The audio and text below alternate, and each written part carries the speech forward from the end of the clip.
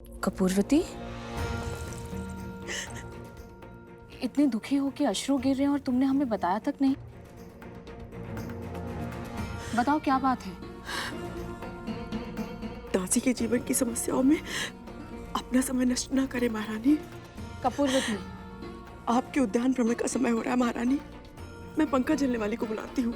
केवल दासी नहीं हो तुम, हमारी बहन जैसी हो।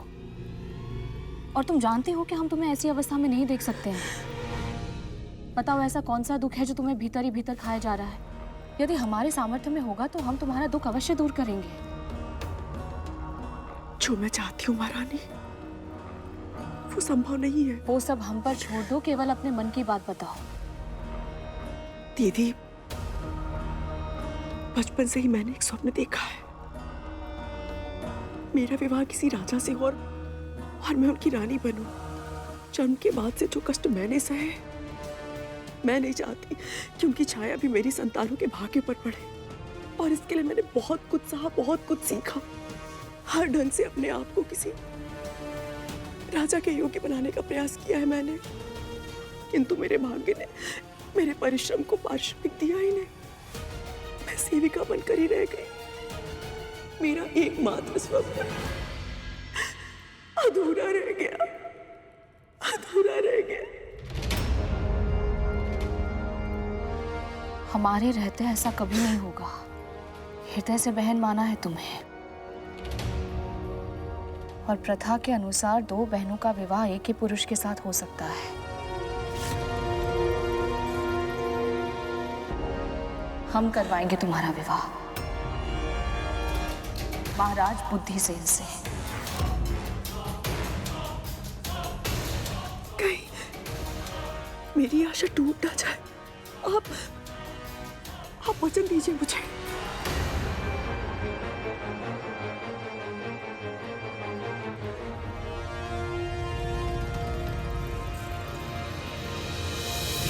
वचन देते हैं हम तुम्हें, तुम शीघ्र ही रानी बनोगी।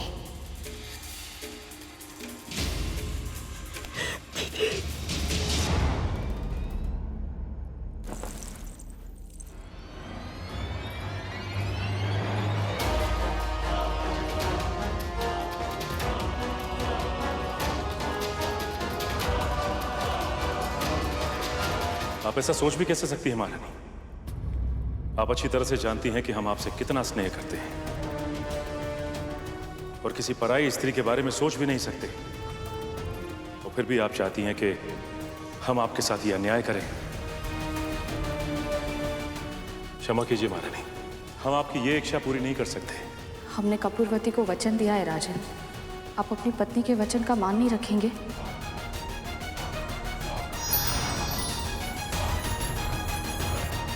देवी कपूरवती का स्वभाव तो बिल्कुल माता कद्रू की तरह है, जो अपने हित के लिए किसी का भी अहित कर सकती है। तो राजा बुद्धिसेन से विवाह करने के बाद कपूरवती जब रानी बन गई तो क्या हुआ? फिर वही हुआ जिसका राजा और मंत्री दोनों को भय था। रानी बनते ही कपूरवती का व्यवहार बदल गया और उसने रानी शीलवती की सेवा करना बंद कर दिया। तो क्या ऐसे अचानक आए बदलाव से रानी शीलवती को बुरा नहीं लगा पिताजी? उनका हृदय तो बहुत दुखी हुआ होगा ना? रानी शीलवती धैर्यवान महिला थी पुत्र। उन्होंने ये सोचकर संतोष कर लिया कि भला एक रानी दूसरी रानी की सेवा कैसे करेगी। और धीरे धीरे समय बीता और दोनों रानियां गर्भवती हो गई।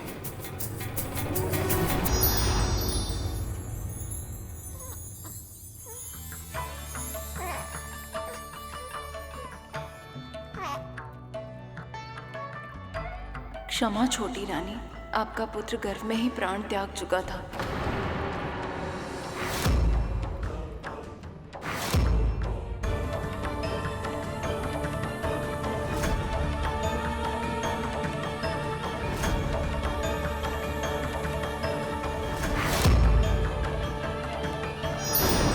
मैंने पहले भी कहा था कि माता पिता के बुरे कर्मों का फल उनकी संतानों को भुगतना पड़ता है। इनके साथ भी वैसा ही हुआ। रानी शीलवती के गर्भ से एक के बाद एक स्वस्थ पुत्र जन्म लेते रहे। और कपूरवती बार बार मृत संतानों की मां बनती रही, पर इतना सब होने के बाद भी उसे अपनी भूल का आभास नहीं हुआ और समय का चक्र अपनी गति से घूमता रहा। कपूरवती के मन में ईर्ष्या की भावना और प्रबल होती गई और धीरे धीरे कितने वर्ष बीत गए और रानी शीलवती के पुत्र सुंदर नवयुवक बन चुके थे और कपूरवती के भीतर की अच्छाई उसकी बुराई के सामने पूरी तरह हार चुकी थी। एक दिन जब जीवित पुत्री का व्रत था, उसने एक भीषण षड्यंत्र रचा।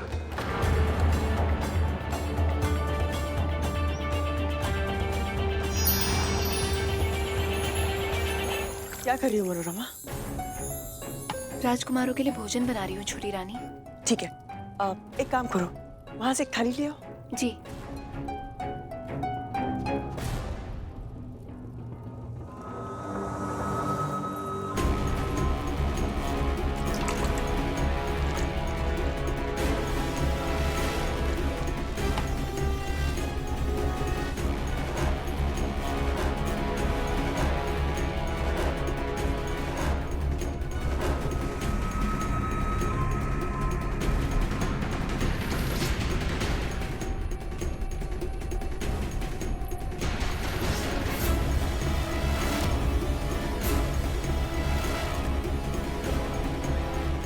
राजकुमार, क्या हुआ राजकुमार?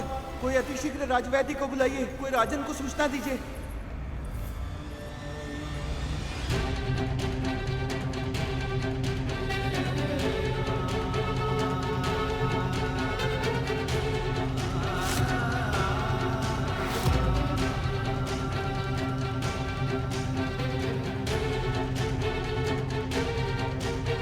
ये क्या हो गया? मेरे पुत्र, मेरे पुत्र राजकुमार, आप सब हमें ऐसे छोड़ के नहीं जा सकते। दीदी, जब उन्हें पता चलेगा तो कैसे संभालेंगी वो अपने आप को? किंतु क्या करें, सूचना तो देनी होगी ना। हाँ।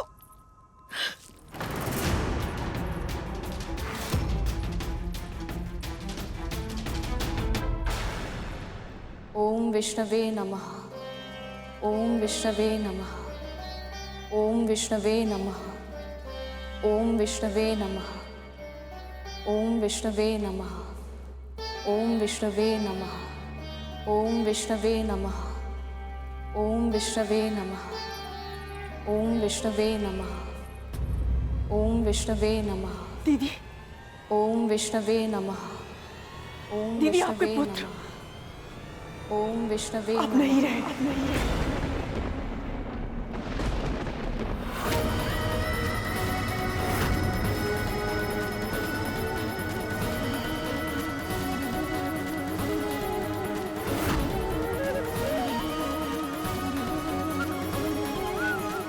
ओम विष्णवे नमः। ओम विष्णवे नमः।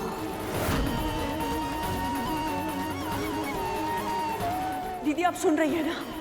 हमारे राज्य का भविष्य, चारों राजकुमार हमें छोड़कर चले गए। ओम विष्णवे नमः। मृत्यु हो गई है उनकी। ओम विष्णवे नमः। ओम विष्णवे नमः।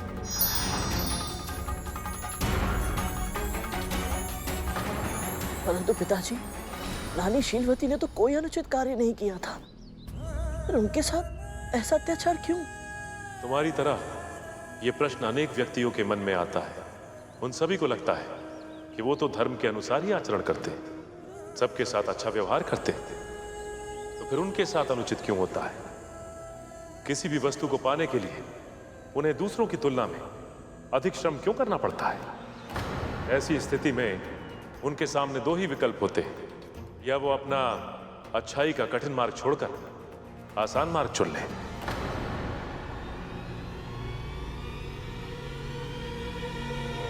और जो दूसरा विकल्प चुनते हैं गरुड़, उन्हें प्रभु कभी निराश नहीं करते। शीलवती के साथ भी ऐसा ही हुआ। उनके व्रत और उनकी अखंड भक्ति से प्रसन्न होकर श्री विष्णु ने उन्हें साक्षात दर्शन दिए।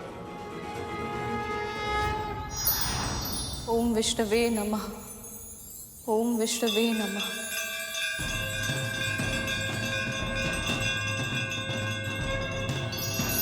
ओम विष्णुवे नमः।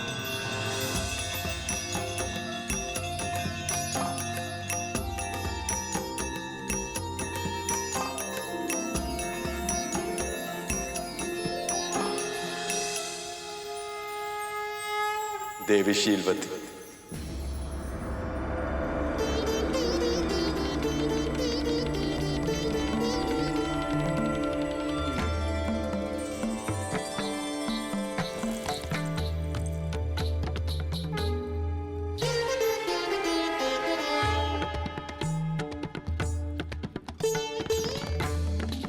जीवित पुत्रिका व्रत के प्रति तुम्हारी अटूट निष्ठा देखकर मैं प्रसन्न हूं। संकट के समय भी मुझ पर विश्वास रखकर तुमने इस अद्भुत व्रत की महिमा को और अधिक सिद्ध किया है। इसी का परिणाम कि तुम्हारे सभी पुत्र पुनः जीवित होंगे और दीर्घायु होंगे।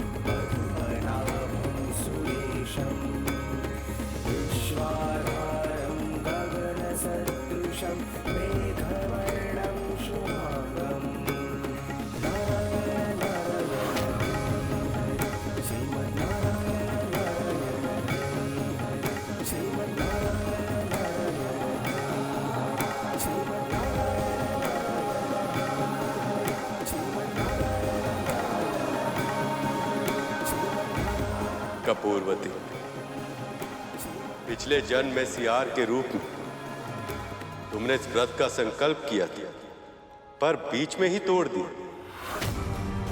उसी का परिणाम था कि तुम्हें मनुष्य योनि तो मिली, किंतु तुम्हारा जन्म निर्धन अवस्था में हुआ।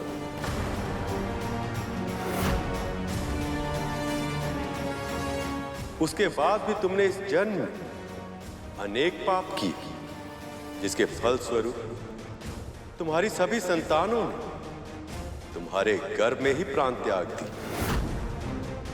फिर भी तुम्हारी ईर्ष्या समाप्त नहीं और तुमने शीलवती के पुत्रों के प्राणों को छीनने का षड्यंत्र रचा।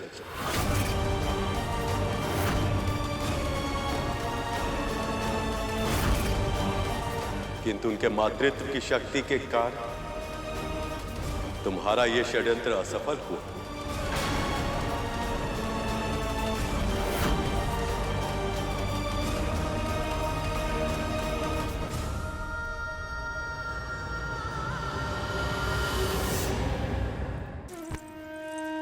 मुझे क्षमा कर दीजिए प्रभु, मुझे क्षमा कर दीजिए।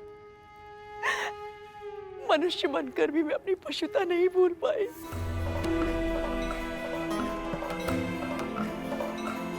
जिसने मेरा जीवन संवारा, मैंने उसी की गोद उजाड़नी चाहिए। बहुत बड़ा अपराध हो गया मुझसे। क्षमा कर दीजिए प्रभु, क्षमा कर दीजिए। सच्चे हृदय से किया गया पश्चाताप ही तुम्हें तुम्हारे पापों के बोझ से मुक्त कर सकता है। अब से अपना संपूर्ण जीवन धर्म के मार्ग को समर्पित कर, तुम्हारा कल्याण हो।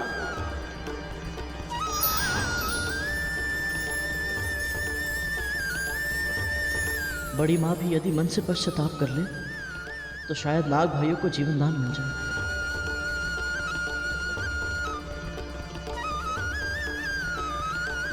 पिताजी की इस कथा ने मुझे इतना मोहित किया है कि मुझे इसके पात्र अपने लगने लगे हैं। स्वामी, मुझे भी जीवित पुत्र का व्रत करना है।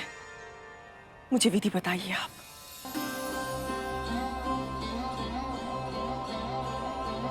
सबसे पहले आप भोर में उठ के स्नान करके स्वच्छ वस्त्र धारण कीजिए।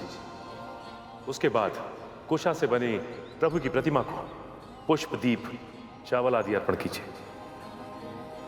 और आप चाहें तो प्रभु की प्रतिमा मिट्टी या गोबर से भी बना सकती। उसके बाद चील और सियार की मूर्ति बनाकर उनके माथे पर लाल सिंदूर का टीका लगाएं। उसके साथ ही देवी को 16 पेड़े और 16 दूब की मालाएं, 16 गांठ का धागा और श्रृंगार का सामान अर्पित कीजिए। फिर आप जीवित पुत्रिका की व्रत कथा सुनिए या कहिए। इस प्रकार जो भक्त इस व्रत को विधि विधान से करते हैं, उनकी सारी मनोकामना पूर्ण होती है। इस व्रत को अश्विनी माह के कृष्ण पक्ष की अष्टमी तिथि को किया जाता है। सप्तमी को नहाए खाए होता है। फिर अष्टमी को निर्जला व्रत रखने के बाद नवमी को सूर्य को अर्घ देकर प्रभु की पूजा की जाती है। और फिर ब्राह्मण को दान देने के बाद मड़ुए की रोटी, नोनी का साग और झोर भात खाकर इस व्रत का समापन किया जाता है। यह बहुत ही कठिन व्रत है कद्रू। इसका पालन केवल तन से नहीं, मन, कर्म, वचन से भी करना पड़ता है। यदि आप इसे सफलतापूर्वक कर पाई तो इन घायल नागों का कल्याण अवश्य होगा।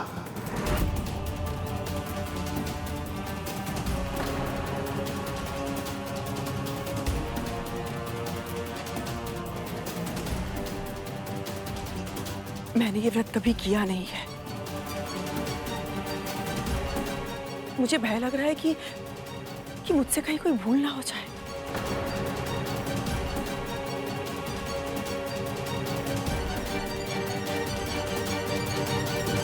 कोई भूल नहीं होगी आपसे। मैं भी आपके साथ ये व्रत रखूंगी।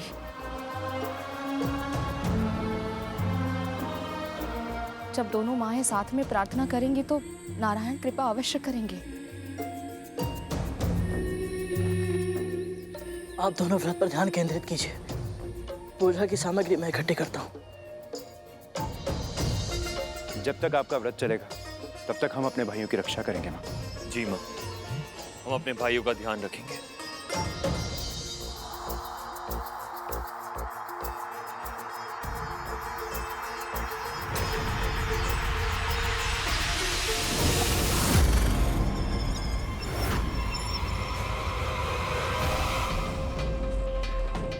एक ओर इस व्रत का पालन करने में कद्रू के मन में अभी से असमंजस है और दूसरी ओर यमदूत सांपों के प्राण हरने के लिए प्रतीक्षा कर रहे हैं। मैं आशा करता हूं कि इस व्रत को कद्रू विधि विधान से कर पाए।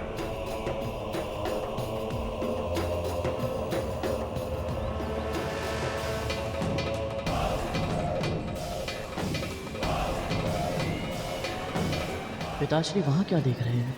मुझे कुछ दिखाई नहीं दे रहा। मुझे जाना होगा।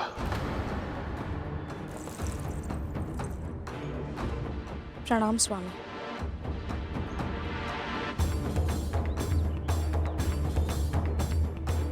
विंता, आपसे मैं आवश्यक चर्चा करनी है।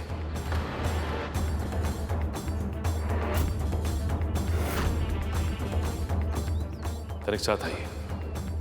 जी।